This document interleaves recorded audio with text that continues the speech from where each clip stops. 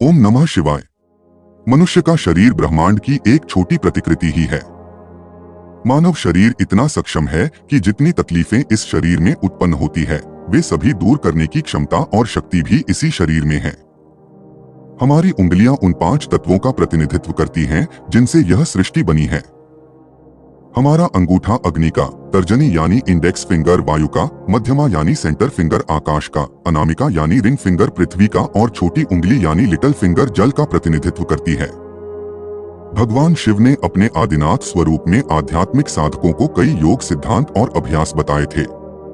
विज्ञान भैरव तंत्र और हठ योग प्रदीपिका जैसे प्राचीन हिंदू ग्रंथों में भगवान शिव कहते हैं कि विभिन्न मुद्राओं का अभ्यास साधक को 8 प्रकार की दैवीय संपत्ति प्रदान करता है। ये सभी मुद्राएं पूरी तरह से योग सूत्र के सिद्धांतों का पालन करती हैं, इसीलिए इन्हें योग मुद्रा के नाम से जाना जाता है। जिस प्रकार ध्वनि तरंगे चारों ओर फैली हुई है, उसी प्रकार अग्नि, वायु, आकाश, पृथ्वी और जल जैसे पंच तत्व भी चारों ओर फैले हुए हैं। सभी मनुष्य द्वारा उनकी अपनी शक्ति के अनुसार इन तत्वों को प्राप्त और अनुभव किया जा सकता है। आपने इस प्रस्तुति को देखा होगा तो आपको पता होगा कि हमारे प्राचीन योग शास्त्रों में मुख्य 44 योग मुद्राओं का वर्णन मिलता है, परंतु समय के साथ साथ लोगों द्वारा इन्हीं योग मुद्राओं से अन्य कई मुद्राएं विकसित की गई है। मुद्रा विज्ञान प्राचीन भारतीय ऋषियों के गहरे अध्ययन का परिणाम है। जिस तरह पर्यावरण से व्यक्ति प्रभावित होता है, उसी तरह व्यक्ति के स्नायु और ग्रंथितंत्र भी मुद्रा से प्रभावित होते हैं। मुद्राओं का अभ्यास न केवल प्रभावशाली है, बल्कि वैज्ञानिक होने के साथ साथ प्रयोग करने में अति सरल भी है। विभिन्न मुद्राओं के अभ्यास से शरीर के पंच तत्वों में संतुलन उत्पन्न होता है, जो मनुष्य को स्वास्थ्य लाभ के साथ साथ भौतिक, मानसिक और आध्यात्मिक उन्नति भी प्रदान करता है। एकाग्रता से प्रयोग करने पर सभी योग मुद्राएं साधकों को सर्वांगीण लाभ दे सकती हैं। मुद्राभ्यास करने से पूर्व साधकों के लिए कुछ सामान्य नियमों को जान लेना आवश्यक है। यह समझ लेना चाहिए कि अंगूठे के अग्रभाग पर दूसरी अंगुली के अग्रभाग को रखने से उस अंगुली का तत्व बढ़ता है और अंगुली के अग्रभाग को अंगूठे के मूल पर लगाने से वह तत्व कम होता है। ब्रह्म मुहूर्त में मुद्राएं करने से अधिक लाभकारी सिद्ध होती हैं। मुद्राओं का अभ्यास कोई भी मनुष्य कर सकता है। बाएं हाथ से मुद्रा करने से शरीर के दाहिने भाग पर असर होता है और दाहिने हाथ से करने से शरीर के बाएं भाग पर असर होता है। मुद्रा करते समय अंगुली और अंगूठे का स्पर्श सहज होना चाहिए। धार्मिक उपासना या साधना बढ़ाने के लिए मुद्राओं का प्रयोग करना हो तो मंत्र के साथ योग्य दिशा आसन और निर्धारित समय पर करने से ज्यादा लाभ होता है। क्रिएटिव सोल्जर की इस प्रस्तुति में योग शास्त्रों की मुख्य 44 मुद्राओं में से 4 सबसे शक्तिशाली योग मुद्राओं के संदर्भ में जानेंगे। इन 4 मुद्राओं की पंचवर्षीय साधना प्राणायाम के साथ मेरे गुरुदेव ने मुझसे कराई थी। वीडियो शुरू करने से पहले सनातन धर्म से जुड़ी ऐसी ज्ञानवर्धक प्रस्तुति के लिए चैनल को जरूर सब्सक्राइब करें एवं बेल आइकन हिट करें। ओम नमः शिवाय। सभी योग मुद्राओं में प्राण मुद्रा सबसे प्रमुख मुद्रा है। प्राण मुद्रा हस्त मुद्रा श्रेणी से संबंधित है। हिंदी में प्राण को जीवन के रूप में परिभाषित किया गया है, लेकिन संस्कृत में प्राण हमारे शरीर में रहने वाली जीवन शक्ति को कहा गया है। हठ योग के अनुसार जीवन संतुलन के लिए आवश्यक 5 ऊर्जाएं अपान, व्यान, समान, उदान और प्राण हैं। इनमें प्राण का सबसे अधिक महत्व है और प्राण मुद्रा के सरल अभ्यास से आप आसानी से अपने अंदर की जीवन शक्ति को सक्रिय और ऊर्जावान कर सकते हैं। प्राण मुद्रा के अभ्यास में अंगूठा, छोटी उंगली और अनामिका, केवल यह 3 उंगलियां शामिल होती हैं। 5 उंगलियों में हमारा अंगूठा अग्नि का, छोटी उंगली जल का और अनामिका पृथ्वी तत्व का प्रतिनिधित्व करती है। इन 3 तत्वों का असंतुलन हमारे शरीर में वात, पित्त और कफ का असंतुलन पैदा करता है। प्राण मुद्रा के नियमित अभ्यास से इन 3 दोषों का असंतुलन दूर होता है। प्राण मुद्रा को करना काफी सरल है। बस छोटी उंगली, अनामिका और अंगूठे की युक्तियों को एक साथ मिलाएं, अन्य 2 उंगलियों को आराम से रखें और जोर से दूर रखें। मुद्रा का अभ्यास करते समय आपको अपने घर के किसी आरामदायक कोने में आरामदायक स्थिति में बैठना चाहिए। दोनों हाथों को घुटनों पर रखें और फिर उंगलियों को प्राण मुद्रा में मोड़ लें। इसका अभ्यास करते समय अपने सांस लेने के पैटर्न पर थोड़ा ध्यान दें और ताजा ऊर्जा के प्रभावों को अपने शरीर और दिमाग को शांत करने दें। योनि मुद्रा भी हस्त मुद्रा श्रेणी से संबंधित है।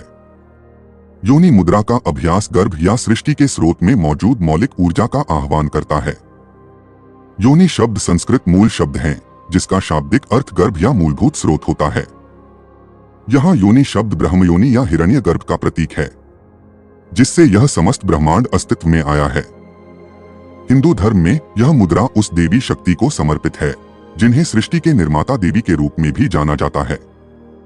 योनि मुद्रा गर्भ के आकार जैसी होती है, इसीलिए इसे योनि मुद्रा कहा जाता है। योनि मुद्रा को 3 प्रकार से किया जाता है। सामान्य मुद्रा ध्यान के लिए अलग एवं समर्पित साधकों के लिए कठिन योनि मुद्रा है। दोनों हाथ नमस्कार मुद्रा में रखकर दोनों हाथों की तर्जनी के अग्रभाग मिलाकर रखना है। फिर दोनों मध्यमा को तर्जनी के ऊपर अंगूठे के पास रखना है।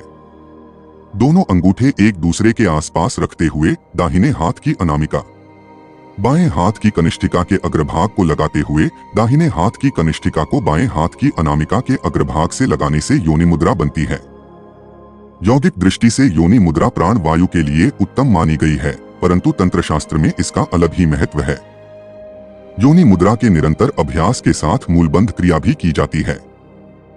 योनि मुद्रा बनाकर पूर्व मूलबंध की स्थिति में समयक भाव से प्राणापान को मिलाने की प्रबल भावना के साथ मूलाधार पर यौगिक संयम करने से कई प्रकार की सिद्धियां प्राप्त हो जाती है। योनि मुद्रा में हमारी 5 उंगलियों का उपयोग होता है, इसीलिए इसके निरंतर अभ्यास से 5 तत्वों के लाभ मिलते हैं और इंद्रियों पर नियंत्रण शक्ति बढ़ती है। माँ दुर्गा का एक नाम शांभवी भी है। शांभवी अर्थात वह जो अचेतन को भी चेतन कर सकती है। इन्हीं के नाम पर शांभवी मुद्रा योग बना है।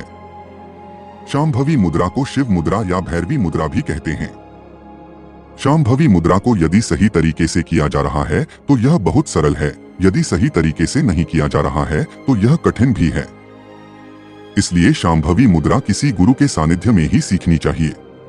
शांभवी मुद्रा का विस्तृत वर्णन अमंस्क योग, शिव संहिता और हठ योग प्रदीपिका में किया गया है। हिंदू पौराणिक कथाओं के अनुसार शंभु और शांभवी भगवान शिव और पार्वती के रूप हैं। एक बार शांभवी ने भगवान शिव से ऐसे योगाभ्यास के बारे में पूछा जिससे सरलतापूर्वक चेतना की स्थिति को ऊपर उठाया जा सके। तब भगवान शिव ने उन्हें शांभवी मुद्रा सिखाई थी। शांभवी मुद्रा के 2 रूप हैं, शांभवी महामुद्रा और आंतरिक शांभवी मुद्रा। अपनी आंखें बंद करके आप आंतरिक शांभवी मुद्रा कर सकते हैं। इसका उल्लेख शिव संहिता, हठ योग प्रदीपिका और धरेण संहिता जैसे प्रसिद्ध ग्रंथों में किया गया है। शांभवी मुद्रा साधक की आंतरिक ऊर्जा को भी सक्रिय करती है, अतः शांभवी मुद्रा का एकमात्र लक्ष्य ध्यान है। शांभवी मुद्रा कई तरह से की जाती है। थोड़े बहुत हेरफेर के साथ यह सभी विधियां एक समान ही है। शांभवी मुद्रा का मुख्य उद्देश्य आज्ञाचक्र को देखते हुए ध्यान करना है। पहली विधि इस प्रकार है। पहले आप सुखासन में बैठ जाएं, फिर ज्ञान मुद्रा बनाकर हाथों को घुटनों पर स्थिर करें। अब रीढ़ को सीधा करें और सिर को थोड़ा सा ऊपर उठाकर आंखों से भौहों को देखते हुए आंखों को धीरे धीरे बंद करें। अब आपका ध्यान भौहों और श्वासों पर ही होना चाहिए। दूसरी विधि इस प्रकार है। किसी सुखासन में बैठकर अपनी पीठ सीधी रखें, अपने कंधे और हाथ को ढीले रखकर हाथ ज्ञान मुद्रा में रखें। अपनी दोनों आंखें भ्रिकुटी अर्थात आज्ञाचक्र पर टिका दें। इस दौरान आंखें आधी खुली और आधी बंद रहेगी। आपका ध्यान श्वासों पर रखना चाहिए। तीसरी विधि इस प्रकार है। यदि आपने त्राटक किया है तो आप इस मुद्रा को कर सकते हैं। सर्वप्रथम सिद्धासन में बैठकर रीढ़ गर्दन सीधी रखते हुए पलकों को बिना झपकाए देखते रहें, लेकिन ध्यान किसी भी चीज को देखने पर ना रखें। दिमाग बिल्कुल भीतर कहीं लगा हो, मतलब कि खुली आंखों से सोने का प्रयास करेंगे तो धीरे धीरे आपकी आंखें भ्रिकुटी पर टिक जाएंगी। चौथी विधि इस प्रकार है। कुछ सन्यासी इसे इस तरह करते हैं। पहले सुखासन में बैठकर शांभवी मुद्रा लगाते हैं और फिर पूरा ध्यान अपने इष्ट पर लगाते हैं। मैं स्वयं इस प्रकार ही शांभवी मुद्रा की साधना करता हूं। ज्ञान शब्द का सटीक अर्थ बुद्धिमत्ता है। ज्ञान मुद्रा का शाब्दिक अनुवाद बुद्धि या ज्ञान की मुद्रा है, परंतु यहाँ ज्ञान का अर्थ आध्यात्मिक बुद्धिमत्ता है। ज्ञान मुद्रा ही मुद्रा विज्ञान की आत्मा है, इसीलिए इसे मुद्रा शिरोमणि भी कहा जाता है। यह एकमात्र ऐसी मुद्रा है जो लगातार 24 घंटे लगाई जा सकती है। मूर्तियों एवं चित्रों में बहुधा देवताओं को ज्ञान मुद्रा में दिखाया गया है। इसे शिव और शक्ति का मिलाप भी कहा जाता है। अंगूठा परमात्मा का प्रतीक है और तर्जनी उंगली हमारी आत्मा का प्रतीक है। ज्ञान मुद्रा करने के लिए अंगूठे और तर्जनी उंगली के अग्रभाग को मिलाएं, बाकी तीनों उंगलियां सीधी रखें। दोनों हाथों से यह मुद्रा बनाते हुए हाथों का पृष्ठभाग घुटनों पर रख लें, जिसमें हथेलियां ऊपर की ओर रहनी चाहिए। इस शक्तिशाली मुद्रा के लाभों को कुछ शब्दों में बताना वास्तव में कठिन होगा। आध्यात्मिक क्षेत्र में प्रगति के लिए यह मुद्रा अति आवश्यक है। ज्ञान मुद्रा की निरंतर साधना से मनुष्य का ज्ञान तंत्र विकसित होता है। ज्ञान मुद्रा आत्मा, मन, बुद्धि एवं शरीर सभी को प्रभावित करती है। ज्ञान मुद्रा से आत्मा का परमात्मा से मिलन होता है। ज्ञान मुद्रा में शेष तीनों उंगलियां मिलाकर सीधी रखी जाती हैं। ये तीनों उंगलियां हमारे भीतर विद्यमान तीनों गुणों तमोगुण, रजोगुण एवं सतोगुण की प्रतीक है।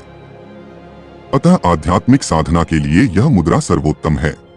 मेरे गुरुदेव मुझसे कहते थे कि ज्ञान मुद्रा में तर्जनी और अंगूठे के सिरे को मिलाते समय अंगूठे को तर्जनी की ओर नहीं झुकाना चाहिए, परंतु तर्जनी को अंगूठे के पास लाना चाहिए। इसका कारण यह है कि अंगूठा सार्वभौमिक चेतना का प्रतिनिधित्व करता है और तर्जनी व्यक्तिगत चेतना का प्रतिनिधित्व करती है। जब तर्जनी अंगूठे की ओर झुकती है तो किसी प्राणी की व्यक्तिगत चेतना सार्वभौमिक चेतना के प्रति समर्पित हो जाती है। इसका अर्थ यह है कि व्यक्ति ने स्वयं को सार्वभौमिक दिव्य चेतना के प्रति समर्पित कर दिया है। ज्ञान मुद्रा में अंगूठे और तर्जनी का एक साथ मिलन ब्रह्मांड के साथ स्वयं के मिलन तथा किसी की आत्मा और सर्वोच्च दिव्य आत्मा के एकीकरण का प्रतिनिधित्व करता है। ज्ञान मुद्रा को सभी मुद्राओं में सर्वोच्च माना जाता है, क्योंकि ज्ञान मुद्रा में आत्मा को परमात्मा से जोड़ने की क्षमता होती है। ज्ञान मुद्रा में मनुष्य को इस ब्रह्मांड की भौतिक वास्तविकता से परे ले जाने की शक्ति है। ज्ञान मुद्रा से ही मनुष्य को जीवन के 3 आयामों से परे इस ब्रह्मांड की वास्तविकता का पता लगता है। किसी समर्थ गुरु के सानिध्य में ज्ञान मुद्रा से मनुष्य अपनी आत्मा को प्रबुद्ध कर सकता है एवं कर्म चक्र को तोड़कर जन्म मृत्यु की इस निरंतर प्रक्रिया से मुक्त भी प्राप्त कर सकता है, जो इस पृथ्वी पर जन्म लेने वाली प्रत्येक आत्मा का परम लक्ष्य है। हमारी आने वाली प्रस्तुति में प्राणायाम संबंधित कुछ व्यायाम के विषय में जानेंगे। ओम नमः शिवाय।